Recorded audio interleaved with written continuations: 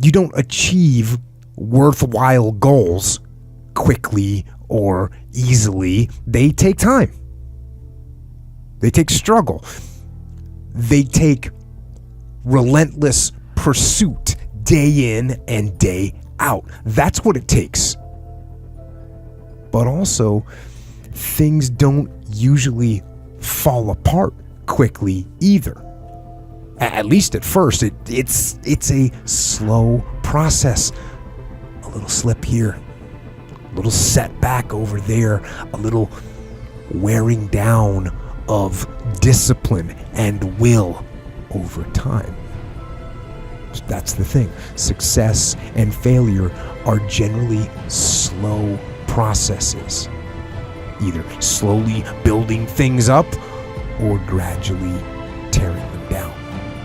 And that's why I say you've got to pay attention. You have to watch. You have to watch every single second, because those seconds, they turn into minutes, and minutes turn into hours, and hours turn into days, and days turn into years.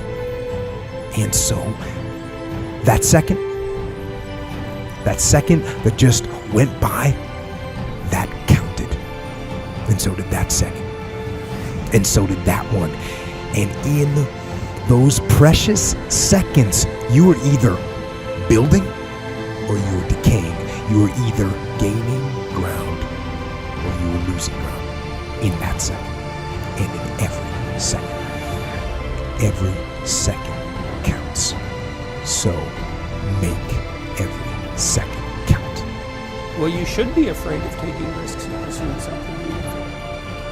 But you should be more afraid of staying where you are if it's making you miserable. It's like the first thing you want to do is dispense with the idea that you get to have any permanent security outside of your ability to contend and adapt. It's the same issue with children. It's like you're paying a price by sitting there being miserable. And you might say, well, the devil I know is better than the one I don't. It's like, don't be so sure of that. The clock is ticking. Yeah, and if you're miserable in your job now and you change nothing, in 5 years you'll be much more miserable and you'll be a lot older. It's a luxury to pursue what makes you happy. It's a moral obligation to pursue what you find meaningful. And that doesn't mean it's easy.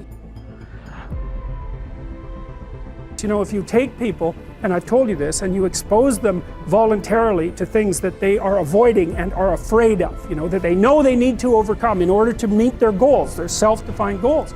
If you can teach people to stand up in the face of the things they're afraid of, they get stronger. And you don't know what the upper limits to that are, because you might ask yourself, like, if for 10 years, if you didn't avoid doing what you knew you needed to do, by your own definitions, right, within the value structure that you've created, to the degree that you've done that, what would you be like? Well, you know, there are remarkable people who come into the world from time to time, and there are people who do find out over decades-long periods what they could be like if they were who they were, if they spoke their being forward. And they get stronger and stronger and stronger, and we don't know the limits to that. We do not know the limits to that. I wish I had not waited 14 years. Somebody said if you want to lose something, lose money. You can get that back. 8 out of 10 millionaires have been financially bankrupt. Walt Disney filed bankruptcy 7 times and had 2 nervous breakdowns. But don't lose time. There were 14 years I sat on the sideline.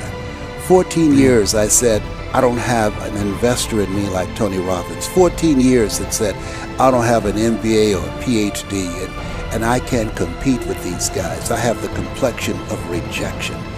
14 years I silenced myself. Wow. And so I regret that, because there are some people that maybe if they'd heard my voice, they would not have turned to drugs. If they'd heard my voice, their lives would have taken a different direction. And I can't get those 14 years back.